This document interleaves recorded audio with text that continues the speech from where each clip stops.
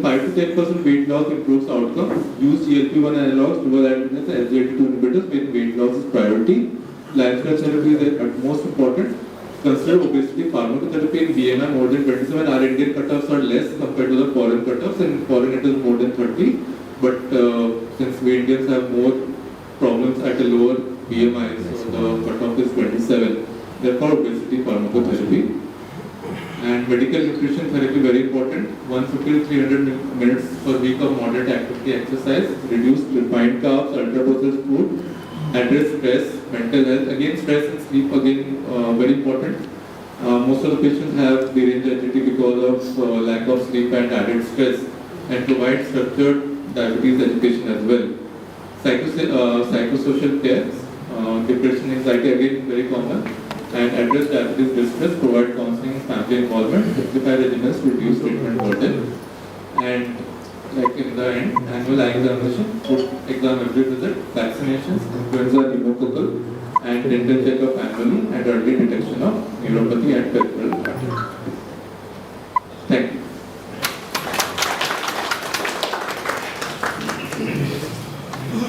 Thank you, Dr. Asghar, for a very comprehensive overview of the management of diabetes.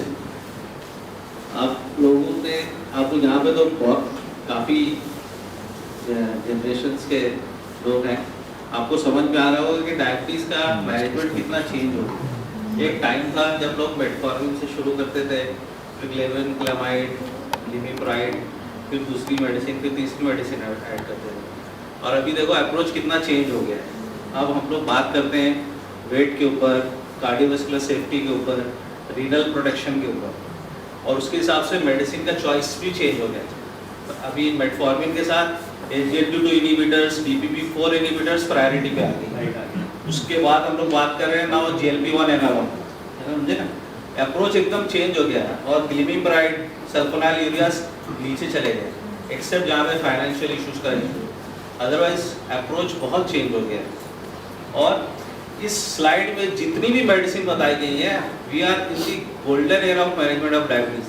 Every medicine is available in India, और जिस price पे available है वो पूरे world में कहीं अवेलेबल नहीं है। तो we don't have any reason कि हम अपने पेशेंट को बहुत अच्छे से मैनेज नहीं कर सकते, और बहुत अच्छे से मैनेज करना चाहिए। क्योंकि क्या होता है, अगर over a period of time उनका शुगर कंट्रोल ना रहे, तो फिर जैसे आप लोगों को पता है उनको माइक्रोवास्कुलर कॉम्प्लिकेशंस होते हैं। और माइक्रोवास्कुलर कॉम्प्लिकेशंस की वजह से न्यूरोपैथी हो जाती है, जिसकी वजह से उनको चोट लगती है, पता नहीं चलता है। माइक्रोवास्कुलर कॉम्प्लिकेशन की वजह से ब्लड सप्लाई का प्रॉब्लम होता है, और छोटा सा इन्फेक्शन अनकंट्रोल्ड डायबिटीज़ में बड़ा इन्फेक्शन प्रॉब्लम क्रिएट करके डायबिटिक फुट बन जाता है। तो मैं अभी रिक्वेस्ट करूँगा डॉक्टर किशोर नायक को, he will talk about management of diabetic foot. Good afternoon, everyone. So we'll talk about the serious complication of diabetic foot. As we know, as a family physician, we come across many patients who are suffering from diabetes, and they can, if you don't take a proper precautions and we don't tell them how to take care of their food, they might develop into surgery and they might lose their food. In India or globally, huge population is suffering from diabetes, and out of that, almost 15 to 25% of population is suffering from a diabetic foot. It is a serious complication, and among those, 70% of amputation is because of a diabetes. So definitely it matters for everyone. Nobody wants to lose his foot because for diabetes. Even any family physician don't want his or her patient to be lose his foot. So early detection can prevent this thing and amputation. So why this happened? Why diabetic foot developed? There is a reason. I think Dr. Jha has explained. There is a neuropathy, there is the arterial disease and immunopathy. Neuropathy, it includes both sensory, motor as well as autonomic. And peripheral arterial disease causes narrowing of the small vessels, small and medium sized vessels. So it decreases the blood flow to the distal limb, and mainly the foot, leg or toes, they get involved because of a diabetic food. And immunopathy is because of a hyperglycemia. Whenever there is an increase in the sugar level, this is a good culture for any bacteria to grow, and it causes a lot of infection over there. So what are the risk factors? I think it has been already covered. I will go fast. Long-standing uncontrolled hyperglycemia, tobacco smoking, smokers, those who have a deranged lipid profile, cardiovascular disease, hypertension, overweight. This has been covered, I think, so I will skip this. So what are the signs and symptoms? This can vary from different patients, and every patient has a different kind of symptoms and signs. So we will go one by one. This is pain, cramp in buttocks, eyes, cloud, during physical activity. This is because of a motor involvement. Basically the motor nerve gets involved, and that's why this pain is there. Now the skin changes. These are because of autonomic nerve involvement. There is a dryness of the skin, there might be a redness, and there are some cracks. Loss of sensation, as I said, whenever there is a sensory involvement, there is a loss of sensation, so the patient can't feel hot and cold. They can't differentiate between hot and cold. They can't even feel pain sensation, and these patients are more prone for small ulcers or wounds, and they get infected. There is this pulsation. This is the clinical signs basically. We will come to the next thing. There are thickened tail nose, loss of hair on the same side where the limbs is involved. Fungal infection. These patients are more prone for a fungal infection also. There are small blisters, ulcers, non-healing wound. We keep on giving different kind of antibiotics, different kinds of ointment, but these wounds are not getting healed. The reason behind is hyperglycemia basically and vasculitis, and the change in the shape of the food. This is basically because of the charcoal food or the motor involvement of the nerves. That's why there is a wasting of a muscle and the food changes its shape. Now this patient, whenever it comes to you, how do you examine this patient? Basically most of the patients come for a different kind of a thing. Maybe they have a different symptom, but how do you examine this? History is a prime thing. So the duration of a diabetes, we have to see whether it's a chronic, newly diagnosed, and there is a clinical examination, like there is any numbness, pain, claudication. We have to ask of this history, any past history of ulcers over there, and food habit of footwear. In Indian population, we have a habit to go without footwear many times. Even in temples, we see many patients, they don't wear footwear, and these people who are chronic diabetes, they don't have a sensation. They are more prone for small ulcer, small wound, and this wound might get progress into the big ulcers and gangrene. Examination of the local areas like skin cracks, challenge formation, deformities, whether there are swelling or no swelling, and you can feel the temperature also. There are you will see temperature on the affected side will be always higher, and always try to feel the pulsations like dorsalis pedis, posterior tibial artery. This will indicate whether the vascular has even the small or big vessels are involved or not. Whenever there is a loss of pulsation, you come to the point that this patient is also suffering from a diabetic vasculitis also. And how you can tell your patient to take care of your food, to not to develop into gangrene or big ulcer. This is a very simple thing, but if you train your patient and you tell them to take care of their food, so I think definitely most of the patients, they can save their needs.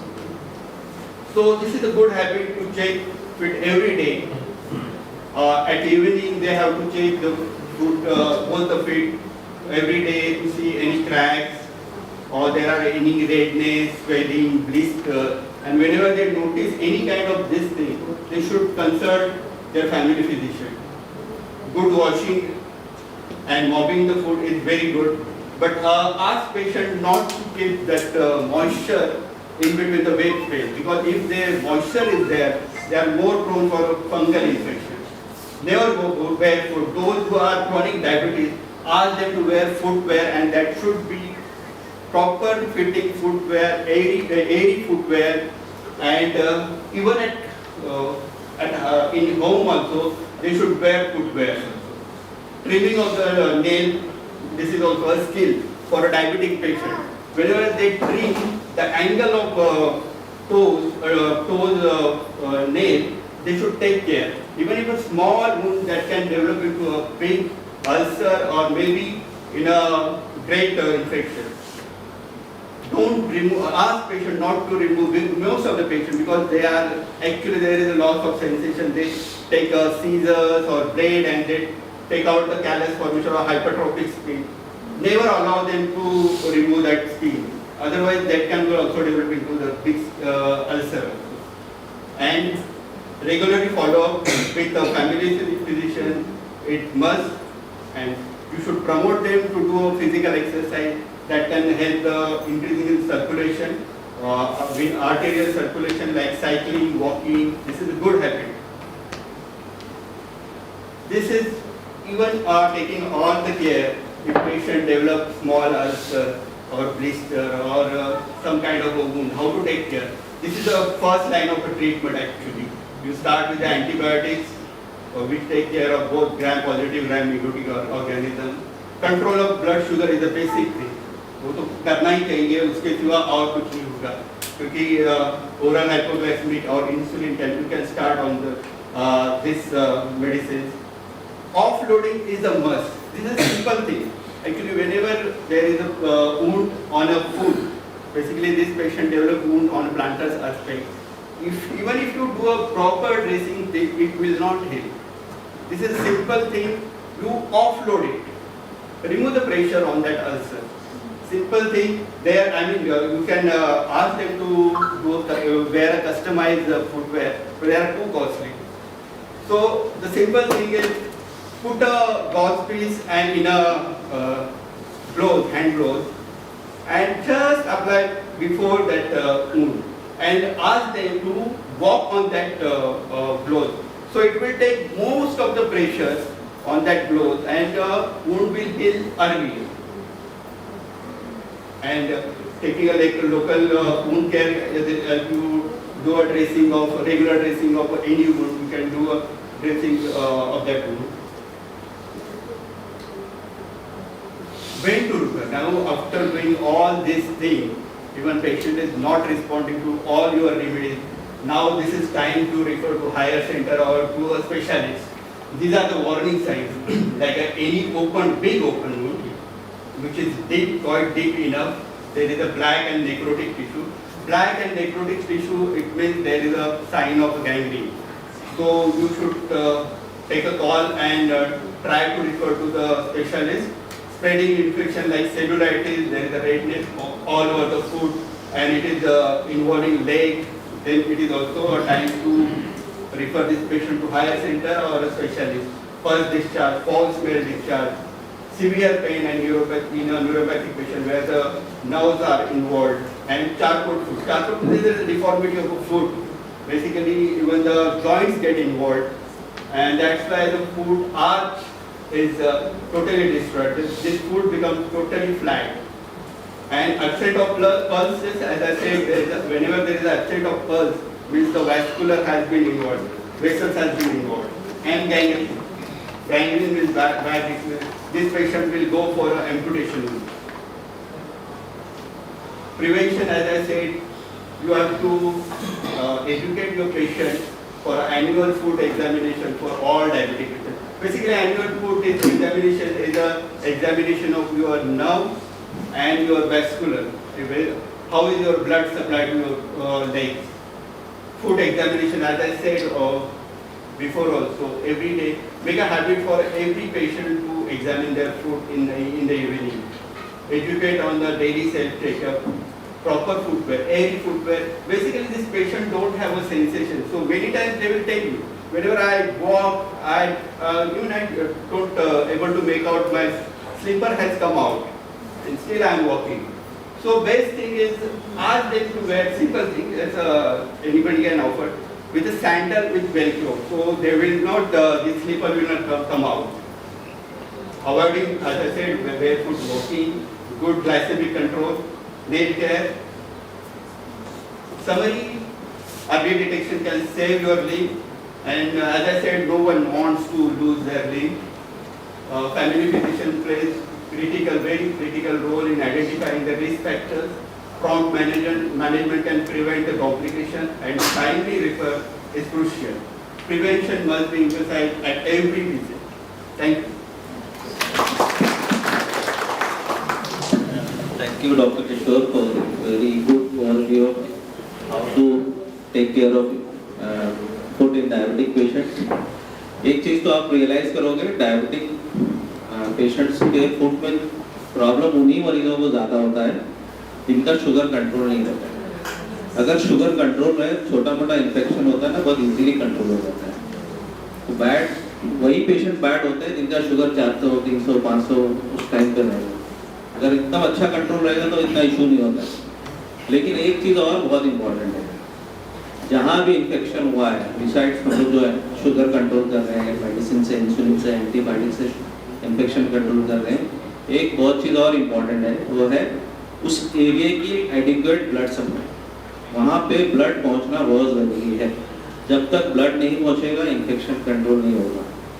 और blood ना पहुँचने की बहुत सी वजह होती है। Diabetes में micro circulation level पे ब्लड सप्लाई का इशू होता है, लेकिन कई बार इनको पेरिफेरल वास्कुलर डिजीज रहती है, आर्टरीज में ब्लॉकेजेस रहते हैं, जिनको एंजियोग्राफी या डॉपलर के जरिए असेस करना और उनको ओपन करना बहुत ज़रूरी है। इसके ऊपर बात करने के लिए we have doctor Sushil Patil, who is the interventional radiologist available with us. He is going to talk about restoring circulation in the management of diabetic foot. Yes, thank you, sir. As we are discussing throughout these two talks, early detection and treatment is important, and sugar control is important. So, as sir had said, when sugar goes uncontrolled, the infection spreads, and that is the situation where body, whatever that ulcer is there, it requires more blood supply, which is compromised. Many patients have a disease on both sides, but the disease, we need to treat the disease where there is ulcer, because that area requires a more supply. So, just as a recap of previous slides only, diabetic has almost 1/4 of the patient develop foot ulcers. Many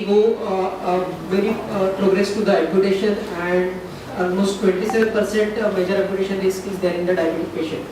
And after amputation, again the quality of life, the social stigma, then the emotional breakdown, everything is there, and it affects the quality of life of the patient, and further patient health continue to deteriorate. Because till the time patient is walking and moving, that times the flow automatically increases, circulation automatically remains there. So that is important to keep these patients walking. In our scenarios, it is often associated with the smoking. So smoking and diabetes, the risk of incidence of diabetic foot, it kind of multiplies. So these particularly subgroup of the patients who are smoker, who generally have a more proximal disease, means they have a disease involving aorta or iliac vessels or femoral vessels. Pure diabetic patient, they will generally have a small vessel disease, that is a below knee disease, that is tibial artery disease or the foot arteries disease, or a microvascular disease. But if it is a smoking is there associated significantly, then they will have a more proximal disease like iliac and femoral, and these are the patients who are prone to go for a major amputation. So it is very important to stop smoking habits and change the lifestyle. How to assess the arterial flow? The first and simplest thing is to assess the feel the blood supply. So we can just feel the blood supply at the groin level. So if the pulsations are there in the groin level, so that means the aorta is patent, iliac arteries are patent. No need to do a Doppler.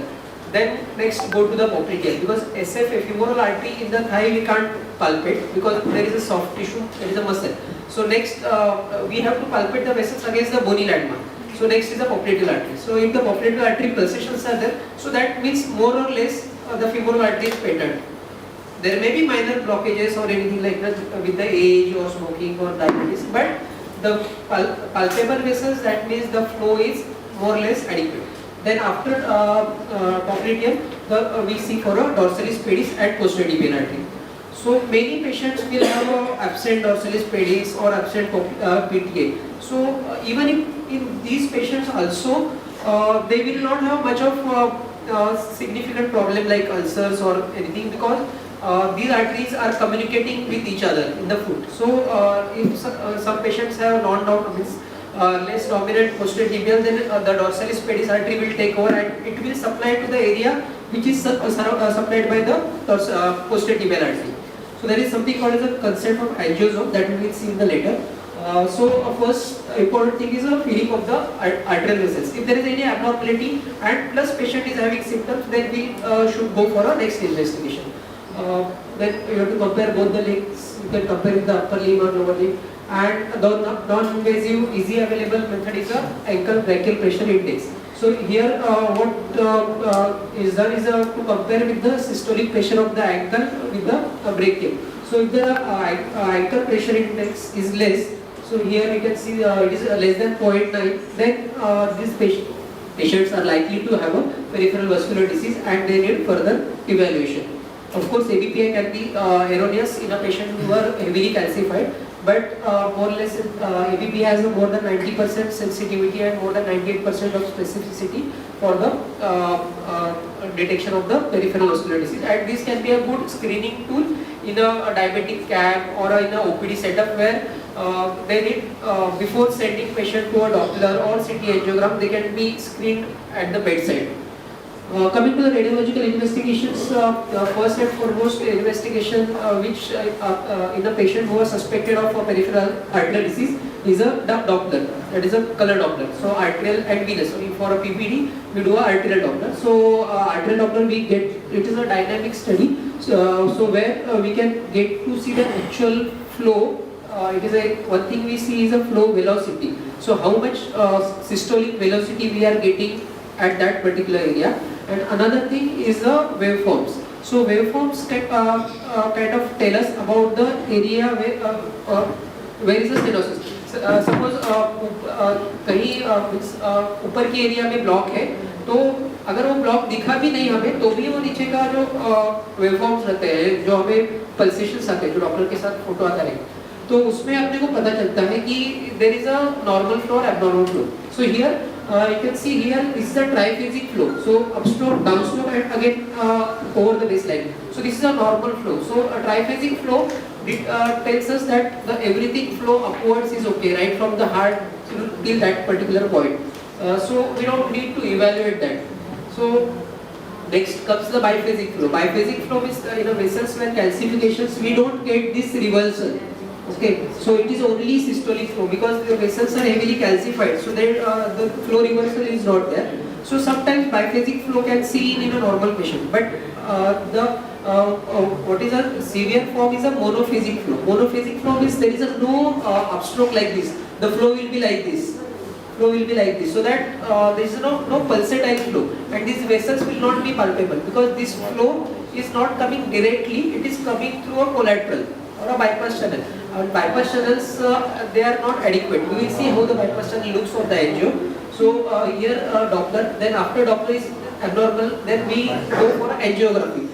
The angiography may be a CT angiography, it may be a MR angiography, or it may be a DSA. DSA is a direct angiography which we do puncturing in the femoral artery.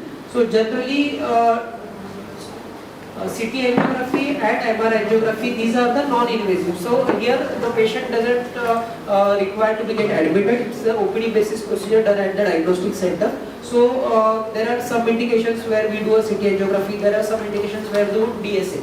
So when we advise CT angiography or MR angiography, that if the patient is a claudicant, so patient says कि मुझे 5 minute चलने के बाद पैर में cramps आते हैं, गोले आते हैं, फिर मैं चल नहीं सकता हूँ, मैं बैठता हूँ 5 मिनट, फिर मैं चल सकता हूँ. So this is a typical symptom of claudication, where there is a disease in the either aorta or iliac or the femoral artery.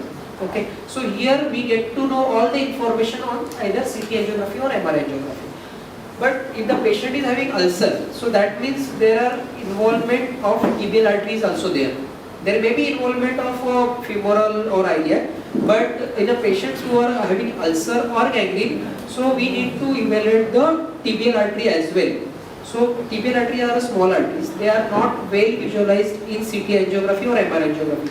In many patients of CT angiography reports, you would have seen that exact stenosis on the tibial artery could not be commented on, because these are very small arteries, and if there is any calcium, then the CT angiography or MRI angiography will have a wrong result. So the radiologist who is reporting it will not commit on any definitive disease on the tibial arteries. So it will just tell that so you do a DSA. So DSA we get to know entire vasculature right till the toe end. Okay, because we said subtraction. DSA S stands for subtraction. Means a normal tissue is subtracted, and in the next frame, so one frame is having contrast in the vessel and one frame is having no contrast in the vessel. So that two frames are subtracted digitally. So here we can see there is this is an area of calf. So here you don't see any muscle, you don't see any bone, you see only arteries because it's a subtracted image. So that's how the in calcified vessels in a patient with a gangrene or ulcers we do a DSA. So these are the modalities which are done to decide what is the further plan of action. So again, medical treatment is and risk factor modification is the most important thing. Diabetic control in patients with the PVD, we give antiplatelet medications, antioxidants, anti-cholesterol agents, and anti-inflammatory measures. These are the medical treatment for a patients with the foot ulcers. Coming to the revascularization, there are more or less first thing is the endovascular interventions that is called angioplasty.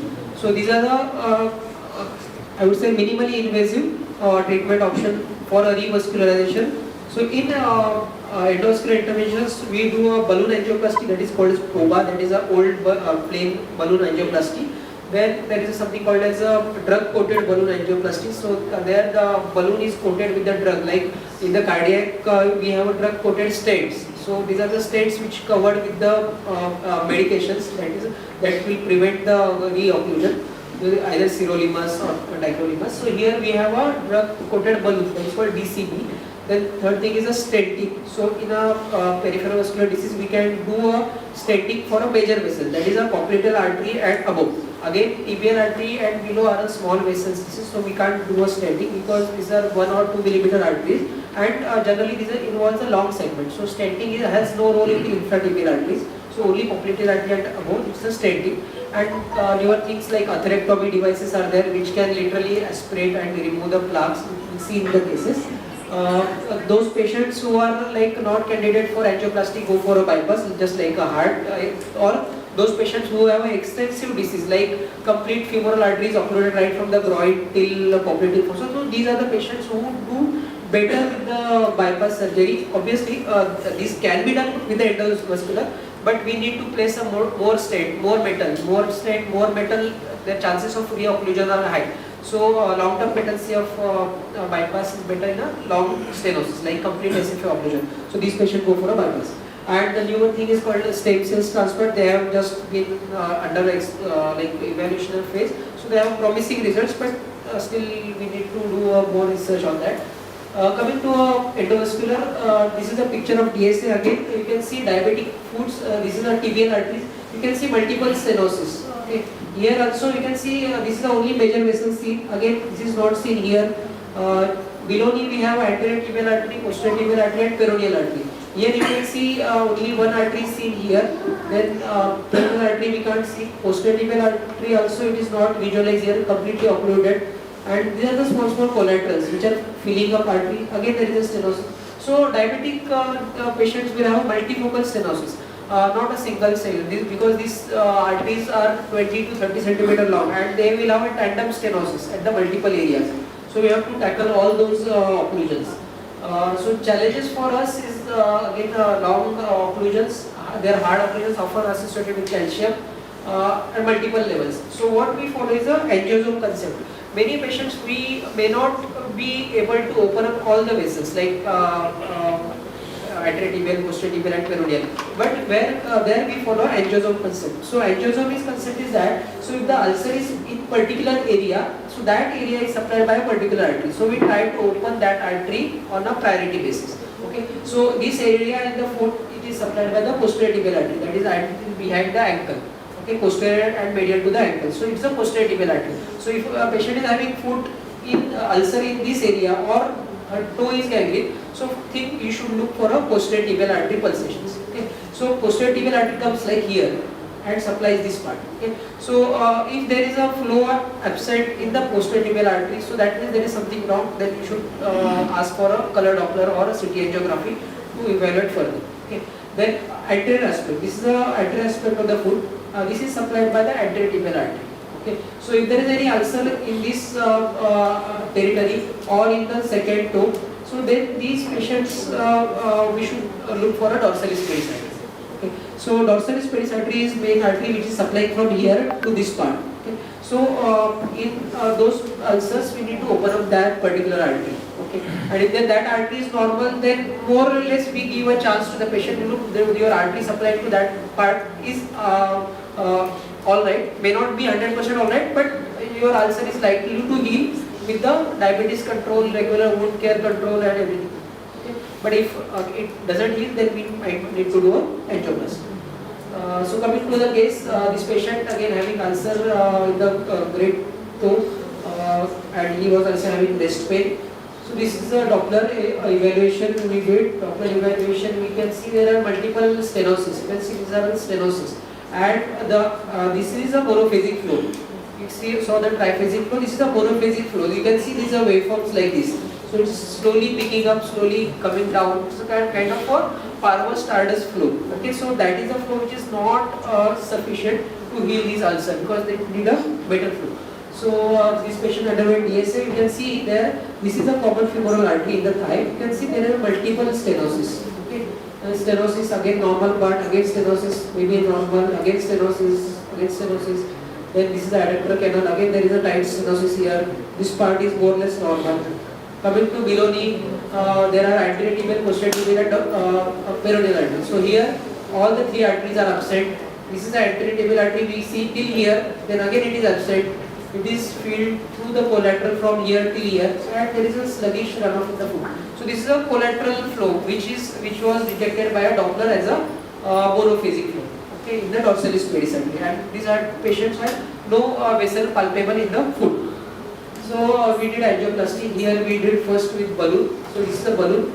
We opened it this segment and then we placed a stent. You can see this is a spring-like stent which is deployed in the femoral artery. So it's called it's a special stent, newer stent available right now, which is called as a vasculomimetic stent. Earlier we don't used to do much of stenting because these femoral artery is very notorious because it is not supported by bone or something like that. It is supported by only muscles, and muscles keep on twisting and turning. So here the artery keeps on turning. So these if the earlier stent used to get fractured. So there was a very high incidence that we do a angioplasty, the angiographic picture was very nice, but these stents in 1 month they used to get blocked. So they develop a vasculomimetic stent. So these are like spring like a stent, they don't get cracked or molded. So this is kind of stents which they assume a shape of artery. So these are the vasculomimetic stents. So nowadays we use these vasculomimetic stents, so the occlusion rates are very less. And here you can see the patency in the femoral artery. The artery has been nicely opened after stenting. Then tibial disease again we opened because this patient had ulcers, so we had to open up whatever vessels we could open till the toe. And the primary in the toe, so either anterior tibial or posterior tibial. So here you can see this artery is occluded. We cross this segment, occluded segment. Here you can see any vessel there. But with the roadmap guidance, we can see the artery crossing. You can see here our catheter has come into the dorsalis pedis till the ankle level, and then we place a balloon and straight dilatation. This is the balloon which open up the artery. This is the long balloon. You can see balloon right from the knee till the level of ankle. So this is a 20 or 25 centimeter long balloon. In coronary, we use a very small balloon, maybe a 5 millimeter, 10 millimeter, or 15 millimeter length. But here we need to do a long segment balloon, maybe 20 centimeter, 30 centimeter, because these the vessels are long and these have a multifocal stenosis. So tibial angioplasty, this is the result after tibial angioplasty. Here the vessel was occluded from here till this point, and again distally was not seen very clearly. So this is a balloon, and this is a vessel which after opening the artery. So you can see the straight flow has been established in the tibial artery, and this is a pre and post runoff. So important is our important is to improve the foot runoff. So you can see that the dorsalis pedis runoff has been improved, and again it is supplying to the area of the posterior tibial artery through the arch. So this is a picture after angioplasty. You can see this is also monophasic flow, which was improved to the biphasic flow, that is a pulsatile flow. So again the good flow was seen on the Doppler after 7 days. The vessels were pulsatile, dorsalis pedis pulsation was there, and this is the serial photographs underwent debridement here, and after 8 and 12 weeks the answer healed completely. So again similar case, I'll just go through the case again. Diabetic smoker, here it has a large vessel disease. Here there are plaques. You can see the femoral artery. There are multiple plaques also in the tibioperoneal trunk, and there was a very sluggish flow in the foot. So here we did a atherectomy, that is removing the plaque actually. With the balloon or stent, we don't remove the plaque. We just press or compress it on the sides so that the lumen patency improves. But here with the atherectomy devices, we have option that we can remove this plaque also. So this is the atherectomy device. This is a magnified view. It has a blade like this which can actually punch through the ulcer and plaque and remove the plaque. So here we can get to see this kind of plaques which have been taken out. So you can see these plaques taken out to the atherectomy device. So this is a pre and post picture. You can see the arteries are pretty nicely opened up. And important with atherectomy, we don't need a stent, because again no metal, the less metal is better. Okay, so with atherectomy we can avoid a stent. So this is the pre post picture. This is the pre, and you can see multiple blocks. This is the after opening. You can see the flow has been established in the foot, and the ulcer subsequently healed. Again another case, tibial angioplasty. Here you can see this is the popliteal artery. Again there are multiple blockages here. You can see these are the collaterals. They are all abnormal vessels are collaterals because the vessels are blocked here. In the calf the vessels are blocked. So there are collaterals which are giving little supply to the dorsalis pedis or posterior tibial artery, but that is not sufficient. So we did angioplasty. You can see this is a post angioplasty. Popliteal artery is also opened up. The tibial arteries are also, we can nicely see the flow through the foot, and the collaterals have regressed. So collaterals regression is itself an indicator that the physiological flow has been restored. So it gives a on-table confirmation that flow is improved.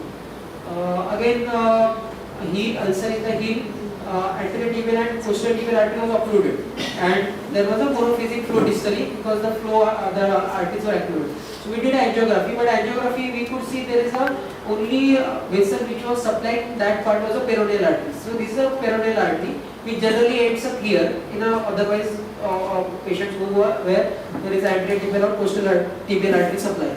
But here because the ATA anterior tibial artery which should come from here or the posterior tibial artery which should come from here, they are occluded in the calf. So peroneal artery is trying to supply the foot. So through the collaterals, these are the small collaterals which are supplying to the foot. But this again is a collateral supply. So what here we did was a pedal arch angioplasty. So we can go right till the level of the metatarsal arteries. Here you can see this is our balloon.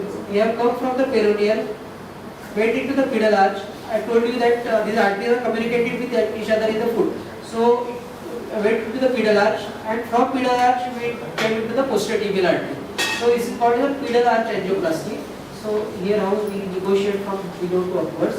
So and this is a post plasty runoff. You can see this is the peroneal artery supplying to the anterior tibial artery and dorsalis pedis artery, and through the arch the posterior tibial artery is opacified. Okay, and you can see these are the blush. So these are the blush at the periphery of the ulcers. So if this patient has an ulcer, had ulcer in the heel. This was the blush seen on the post angioplasty. So once this blush is seen, so we know that flow to the ulcer margin has increased where there is a requirement of more blood supply, and this ulcer got healed. About the success rate, I would say with stenting the success rate of peripheral angioplasty is around 80 to 90%. With balloon it is somewhere around 70 to 80% depending on how much extensive is the disease. Stent pedis is definitely more, but stent we can only do in a patients who have a major vessel disease like a femoral or popliteal. Newer advanced stem cell transplant, these are the mesenchymal stem cells which are implanted in the calf. They don't require angiography.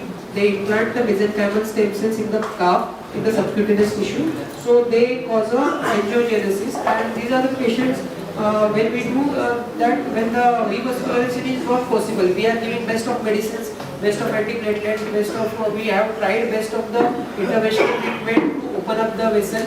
So even if these are not possible, then we can subject this patient to a stem cell transplant. So they say around 60 to 70% success rate is there, and there are phase 4 trial and all. So you can see a 70-80% improvement in the healing. So one chance you can give, this is available now. So take home message is to important is to evaluate arterial supply before to go for any debridement or local amputation, and you have to keep walking. So I tell my patient you have to keep walking. So the more you walk, the better will be the circulation, and better even if I do angioplasty or that stent or that balloon, that will keep that artery open only for few years. That is not going to keep it for the lifelong. So once the ulcer is healed, even if that artery get occluded, then there is no issue.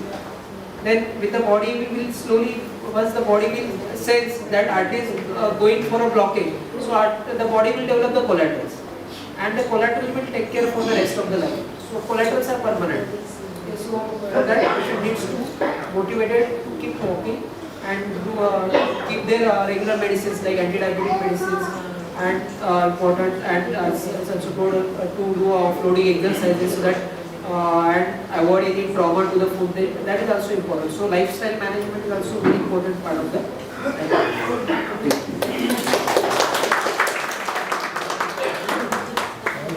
Thank you, Sushil, for excellent talk. Now forum is open for questions. If there are any questions, you can ask. Before you people ask, I am going to ask 2 questions to the speakers. First to Sushil. I have one patient, basically, उसको already peripheral vascular disease है and उसको intervention हो चुका है, and उसका दिन में pulsation is like monophasic, distal pulsation are monophasic, and he has suffered now atrial wall MI, and his creatinine is borderline high, and now we want to do angiography. तो ऐसे patient में angiography radial approach तो आजकल तो सब करते हैं, but कितना रिस्की होता है फीमोरल अप्रोच से करना, क्योंकि फीमोरल अप्रोच से करते हैं अगर वहाँ से तो कोई थ्रोम्बस डिसलॉज हो गया तो जो फुट ऑलरेडी कॉम्प्रोमाइज है उसको गैंग्रीन होने में टाइम नहीं लगता. तो is it advisable to do from femoral route और ओनली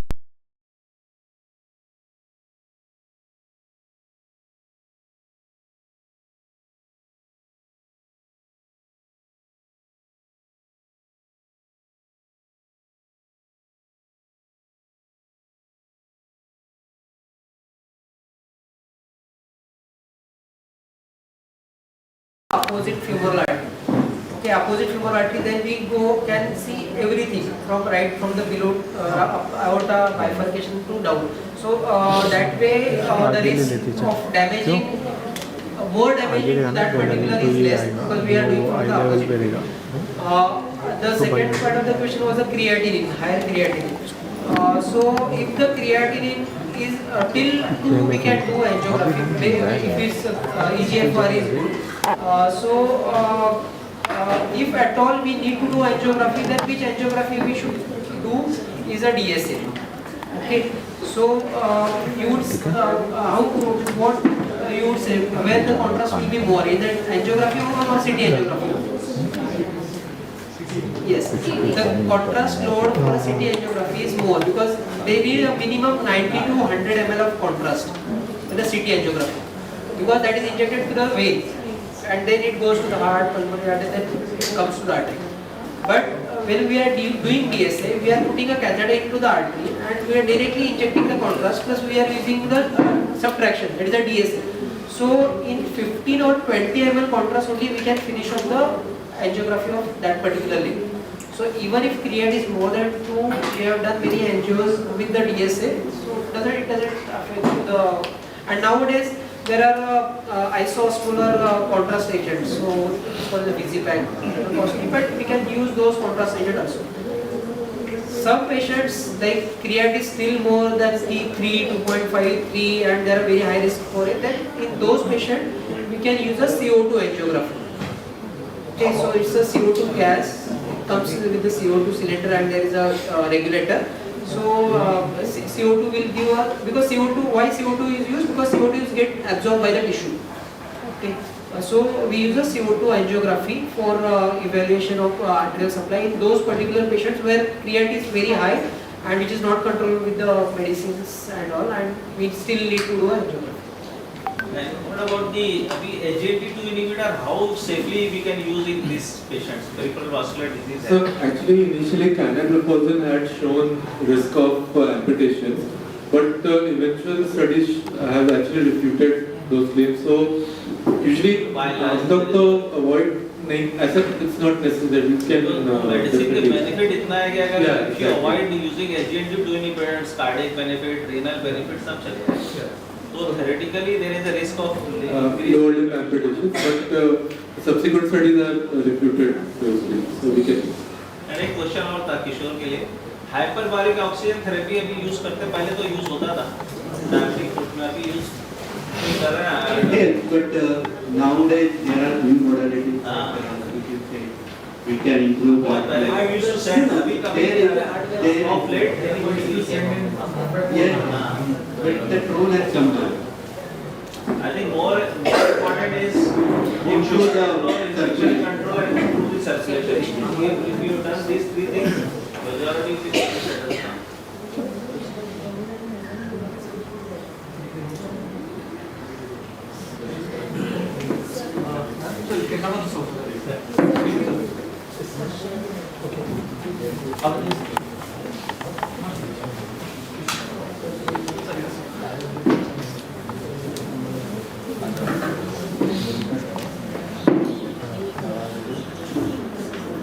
So, किसी को कोई क्वेश्चन पूछना है? Any questions?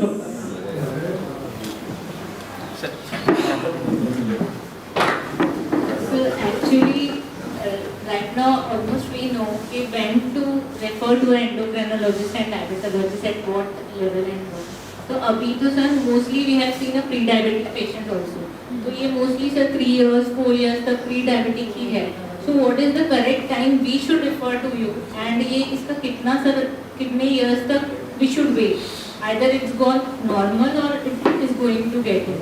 So what are the precautionary measures also, and what is the right time to refer to endocrinologist? So usually, like diabetes can definitely be managed at early primary care stage. So diabetes definitely can be managed at primary care level as well.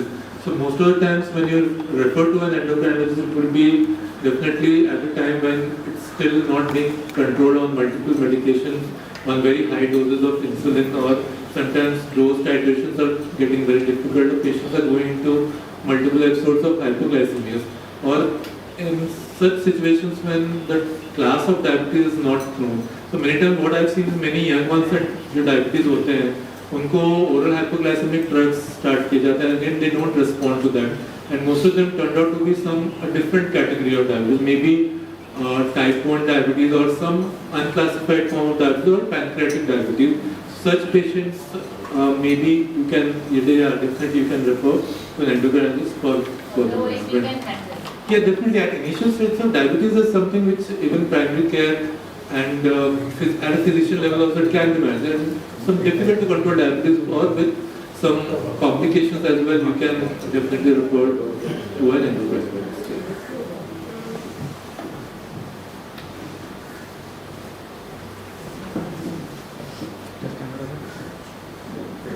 Nowadays we are using GHC and constantly. It is safe because several cases are reported for optic neuropathy. So yeah, GLP-1 analogs definitely like they are coming to market very recently.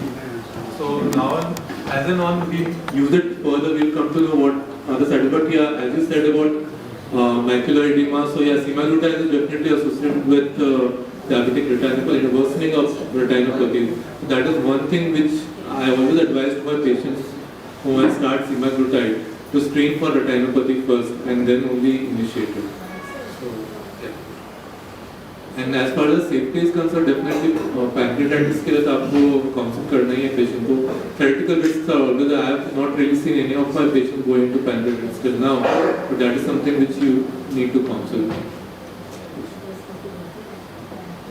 But there is a side effect of patients that comes with this because they are taking this oxygen for the weight loss and they are now suffering from this neuropathy which is irreversible. So yeah, so that is something which you need to explain to them that yeah, there is a chance that this can happen. So you have to like screening of the patients is necessary annually or biannually. You are supposed to do that. So, again, like I said, the experience with semaglutide is still evolving. Over the years, we'll come to know what exactly how it's working because I think when endocrinologists in India have started using it over a couple of years only. So even the experience with that is niche.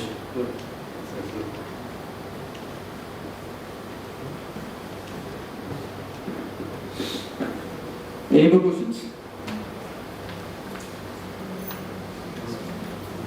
ठीक है, तो I'll hand over the mic to Dr. Mushi. Thank you very much. And हमारे जितने speakers हैं, respected speakers, आप सबका शुक्रिया from GHC hospitals and आप लोगों का भी इस सेरेमनी को, इस CME को सक्सेसफुल बनाने के लिए. And hopefully in future also we will be doing this sorts of ceremony on regular basis. So this sorts of CME on regular basis, and we also want support from your side to attend this. And एक sharing होता है, conversation होता है, एक knowledge हमारे लिए बढ़ती है जो हमारी practice में हम अपने patients को दे सकते हैं और उनको उससे serve कर सकते हैं. So thank you very much.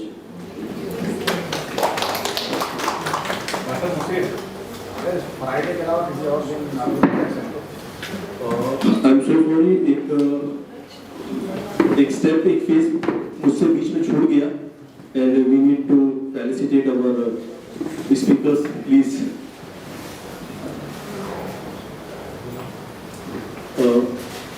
I want Dr. Nishad sir, please come and felicitate Khalid Ansari sir.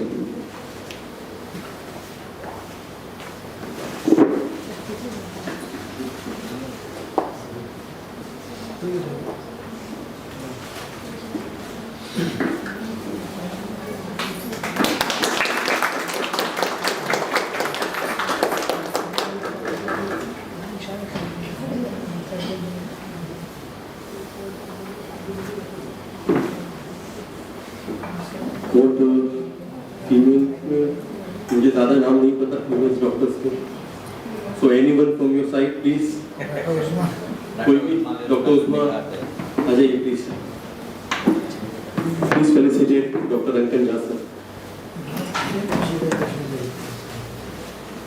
Actually, Dr. Usma is my classmate. I know her. तो भी नाम